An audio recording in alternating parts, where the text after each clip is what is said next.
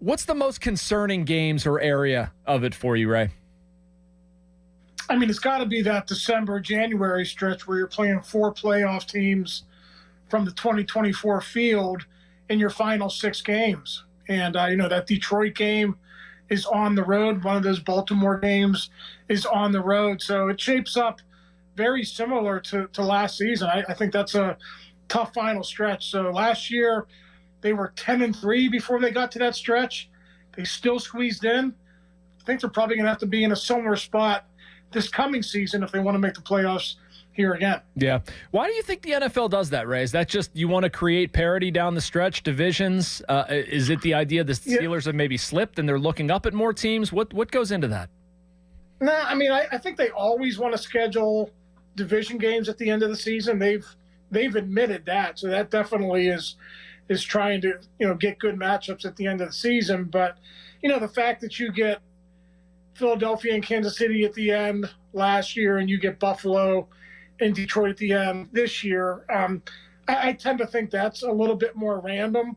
Those games are always going to be on national TV, but I don't think it's anything on the part of the NFL where they want to, screw the Steelers or anything like that. I just think those non-divisional games, that's just how it works out sometimes. Yeah, no, I'm not playing that card. I'm just curious that, you would think you might want a division game earlier in the season. Maybe they're getting that on the Thursday night with the Bengals. I just find it a little bit odd that they're clustered that much at the end. But I also understand what you're saying. I'm certainly not disagreeing.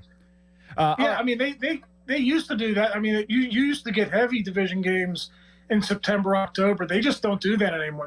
They think it's far more dramatic to have those games at the end of the season. Sure. All right. So this impacts us directly, Ray. Travel plans over to Ireland. We had a meeting about this, both thinking that the Steelers were going to be over there a lot earlier than they are. They're just going over Friday. You're closer to the situation than me. Why aren't they going over earlier? That's the NFL's call. The NFL tells both teams when to show up, so they don't want any competitive advantages or disadvantages if teams wanted to go early or anything like that. Now, there will be a Steelers contingent, ownership. The Rooneys will obviously go out early, but as far as I know, the team is going to practice here in Pittsburgh through Thursday, probably early Thursday. Then they'll jump on a plane, get to Ireland, and they'll practice there on Friday, and then walk through Saturday, normal run up to the game, for that Sunday kickoff. Okay. I'm a little surprised by that, man. I thought they'd want the players over there, try to convince them to spend a week in Ireland, but I guess you want to keep things as normal as possible.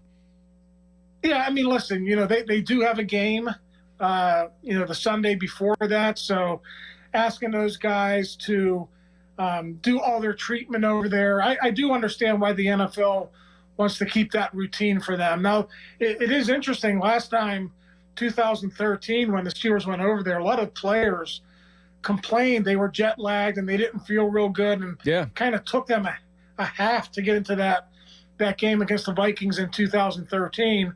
You could sit here and say that's an excuse. The Vikings played just fine early in that game, but just using it as an example, the Steelers did have some complaints about that. So it will be interesting to see if they have any remedies for that this time around.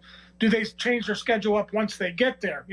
Is there more downtime? How do you deal with that jet lag this time around? That'll be a storyline leading up to that game for sure.